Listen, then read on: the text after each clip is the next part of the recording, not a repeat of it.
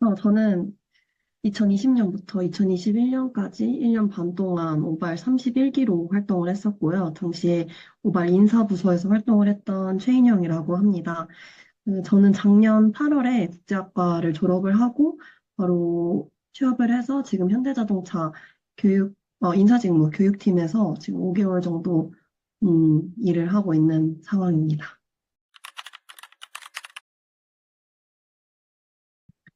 저는 당시에 2학년 1학기 때 오발 활동을 시작을 했는데, 당시 이제 1학년이 끝나고, 딱히 진로에 대한 큰 계획이 없어서 뭔가 막연하게 대외 활동을 해야겠다라는 그런 스펙에 대한 부담만 있는 상황이었어요.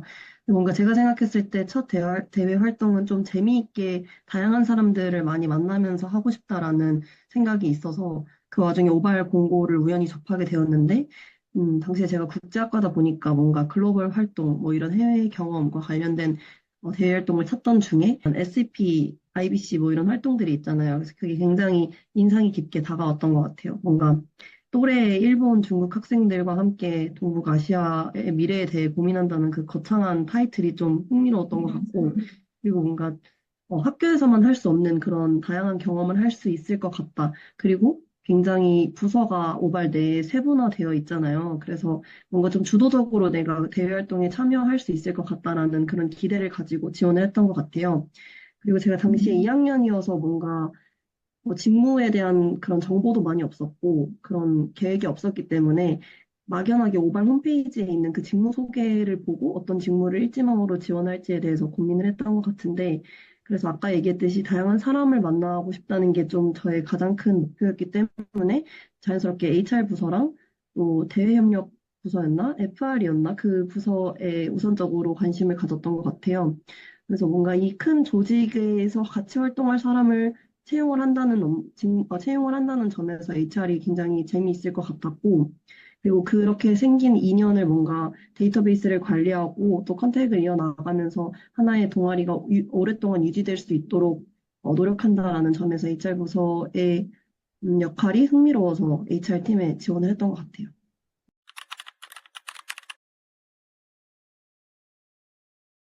IBC가 가장 기억에 남는 것 같은데, IBC 활동을 하고 싶어서 오발에 지원을 한 거가 가장 컸기 때문에 그 활동이 가장 기대가 됐는데, 저희 때 제가 합류한 당시에 코로나가 터져서 처음으로 때까지 대면으로 진행되었던 모든 활동이 처음으로 비대면으로 전환이 되던 시점이었어요. 그래서 당시에 굉장히 많은 것들이 변화가 돼야 했기 때문에 엄청 힘들게 당시 오발 스태프들이랑 굉장히 고생을 했던 게 기억이 남는데, 왜냐하면 당시에 모든 게 대면으로 어떤 식으로 진행이 되었다는 기존의 히스토리가 있는데 비대면으로 온라인으로 진행이 되기 때문에 리크루팅부터 뭐 프로그램 기획, 운영, 뭐 섭외 이런 게 모든 게 다 비대면 중심으로 변화가 짧은 시간에 이루어졌어야 됐거든요. 그리고 HR팀 내에서의 가장 큰 고민은 과연 비대면으로 활동이 진행되면 그만큼 자율성이 높아진다는 건데, 과연 그 참가자들이 그만큼 열의를 가지고 충실하게 활동을 해낼까? 과연 이 프로그램이 효율적으로 이전처럼 굴러갈까가 가장 큰 고민이었던 것 같아서 좀 우려가 앞섰던 것 같아요.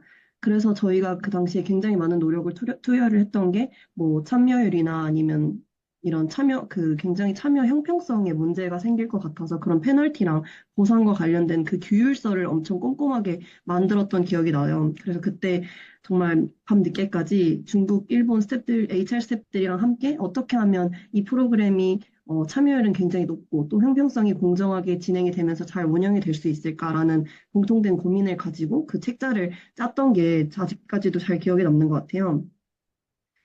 그래서 IBC가 가장 기억에 남는 것 같고, 공교롭게도 그 다음 회차에도 IBC가 진행이 되었었는데, 당시에 그 참가자 한 명이 갑작스럽게 사정이 생겨서 행사 3일 전인가 갑자기 활동 불참을 통보를 했었어요.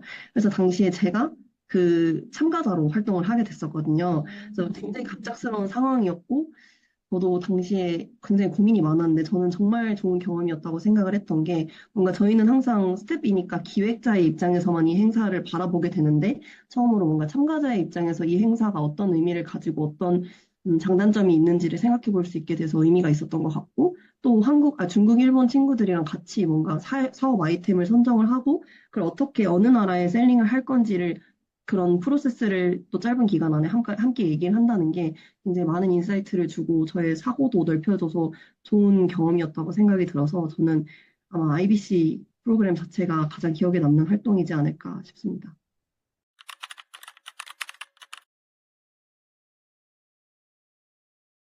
저는 지금 현대자동차의 구조에 대해서 먼저 잠깐 말씀을 드리면 저희는 본사뿐만 아니라 뭐 공장이나 연구소 굉장히 다양한 지역에 다양한 형태로 지금 회사가 운영이 되고 있어서 저의 경우에는 지금 화성시에 있는 연구소에 소속이 되어 있고요. 연구소에는 한 13,000명 정도의 구성원이 있는데 그 구성원들의 그 교육을 담당하는 인사팀의 교육 담당 직무로 지금 근무를 하고 있습니다. 그래서 저희 같은 경우 연구 개발 직무 같은 경우에는 뭔가 끊임없이 새로운 정보를 습득하고 뭔가 학회에 참석을 한다거나 이런 연구 개발 부분에 있어서 본인들의 경쟁력을 강화하기 위해서 교육이 굉장히 중요한 부분이라고 하더라고요. 그래서 저희 팀 같은 경우에는 그런 연구 개발 부분에 있어서 어떻게 해서 우리 회사의 경쟁력을 강화할 수 있을지 그 전략을 수립을 하고 어떤 직무 교육을 제공할 수 있을지 교육을 제공하는 그런 일을 진행한다고 생각을 해주시면 될 것 같아요. 제가 담당하고 있는 업무 중에 하나는 저희 회사에서 지금 자발적인 학습 사내 연구 모임 스터디라고 생각을 해주시면 될 것 같은데 그런 스터디가 원활하게 진행이 되도록 지원을 해주는 프로그램이 있어요. 그래서 제가 올해 아마 그 프로그램을 어떻게 하면 많은 사람들이 그런 자발적인 연구 모임을 가질 수 있도록 지원을 해줄 수 있을지 또 어떻게 하면 그 사람들 이 최대한 많은 연구 성과를 낼 수 있을지 이런 건 고민을 하면서 그 사내의 자발적인 학습 연구 모임을 기획하고 운영하는 업무를 할 거라고 지금 계획 단계에 있습니다.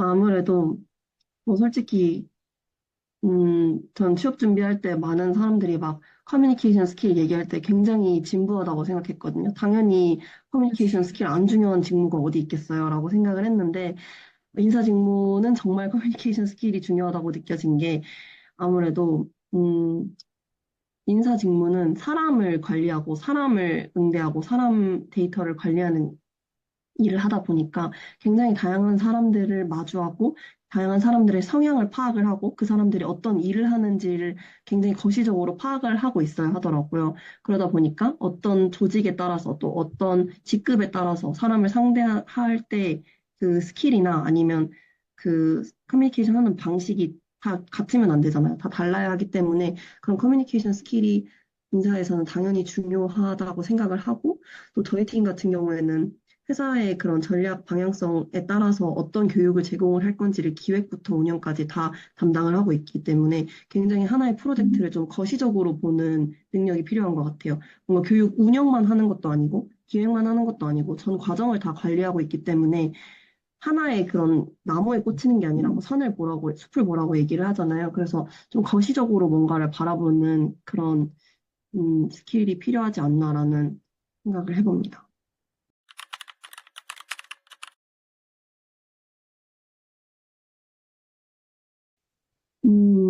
그래서 앞에서 얘기했듯이 커뮤니케이션 스킬이 굉장히 중요하다고 생각을 하는데, 오발에 있으면서 정말 많은 사람들과 소통을 하게 되잖아요.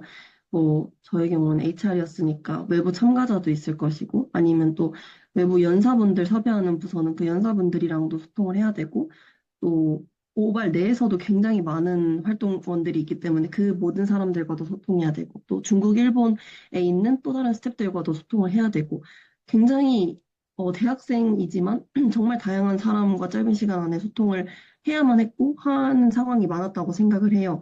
그래서 당시에 그 소통하는 연습을 많이 했다고 생각을 해서 오발 활동을 하면서 정말 잘 소통을 했다라고 확실하게 답을 할 수는 없겠지만 어떻게 하면 이런 성향의 사람에게는 어떻게 다가갈 수 있고 이런 뭐 조직의 사람한테는 어떻게 다가갈 수 있고에 대한 고민을 저 나름대로 많이 했던 것 같아서 오발 활동을 하면서 다양한 사람들한테 어떻게 접근하고 대화를 해야 되는지 그런 소통이 저도 모르게 굉장히 많이 길러졌던 것 같아서 일단 커뮤니케이션 스킬을 얘기하고 싶고 또 하나는 뭔가 문제 해결 능력을 얘기하고 싶은 게 제가 아까 얘기했듯이 IBC에 갑자기 참가자 한 명이 펑크가 났다고 얘기를 했듯이 아마 활동하시면서 느끼겠지만 굉장히 갑작스럽게 뭐가 변화되고 뭐가 안 되고 뭐 갑자기 되고 이런 상황이 굉장히 많잖아요.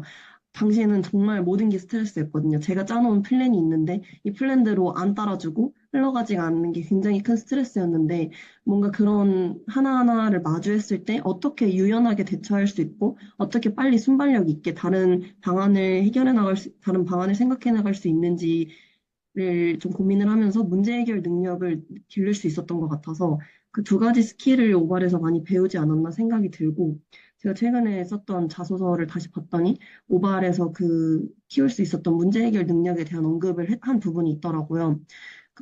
당시에 저희가 세미나를 매주 진행했나? 뭐 약간 이번 주에 뭐 저희 팀에서 어떤 거 했어요 이런 거 공유하는 자리가 있었는데 그 세미나를 매주 진행을 했는데 한 시점에 약간 좀 참여율이 낮았던 경우가 있어서 이 참여율을 다시 어떻게 하면 올릴 수 있을까에 대해서 고민을 하고 결국에 뭐 해결을 했다라는 내용으로 자소서를 풀었는데 그래서 이런 문제 해결 능력이 굉장히 많은 도움이 되지 않았나라는 생각이 듭니다.